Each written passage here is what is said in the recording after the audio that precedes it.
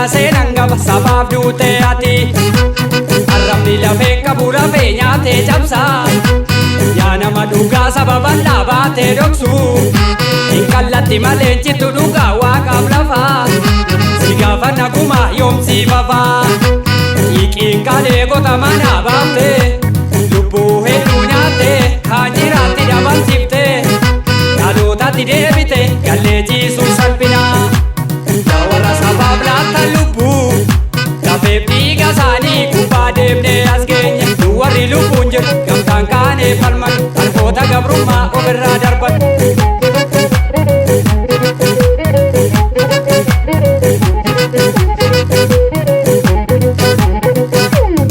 Shaki sorii keessaa urgu sanyiin bara dhugu baay'ee abdalle hoyyee daana hojjaatee fitu shaki sanyiin gootaa gootu nun barree nu bartee yaa nu jiltu injilchina dachee oromiyaa keessaa tichina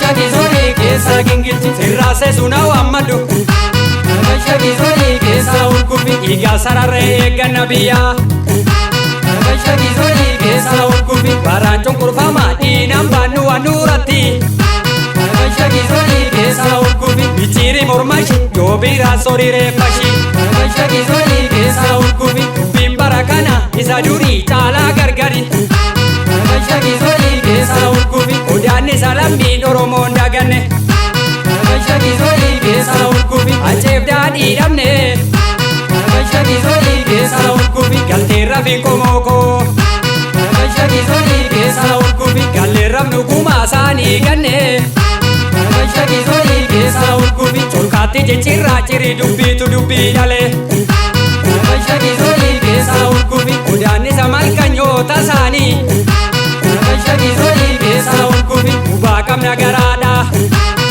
shaki sorii keessaa urgufi dhibaafa nagumaa dhiiga keenya shaki sorii keessaa urgufi hidhana qawwe hidhachuun dirqama keenya shaki sorii keessaa urgufi shaki sanyiin gootaa gootuma nun barree nu bartee yaa nu jiltu injilchina dachee oromiyaa keessaa tichina.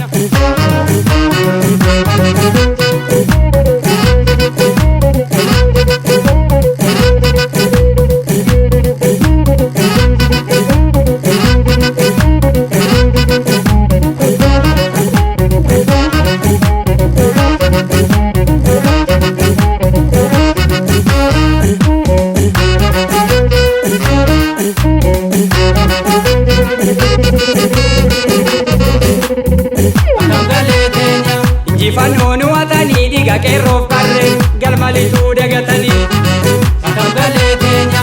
Injifannoo nu watanii dhiiga qeerroof qarreen galmalituu dagatanii Akkamgalee teenya. Bosoomaadhaan saba koo Akkamgalee teenya. Nu guggubee nu dhukkubu Akkamgalee teenya.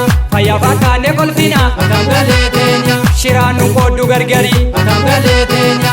Nu tofirraa si dhorkina Akkamgalee teenya. Macaftuu lamaan kayi Akkamgalee teenya. Raya aseeboon kayi Akkamgalee teenya. Sabo goonaanis kayi Akkamgalee teenya. Sikomandoonis kayi Akkamgalee teenya. Ituu bannaan kayi Akkamgalee teenya. Aseebooraa ituun kayi Akkamgalee teenya. Mirga uumaa nu sarbanii Akkamgalee teenya. Mirga haqaa nu sarbanii Akkamgalee teenya. Nu tokkummaan dubbatata Akkamgalee teenya.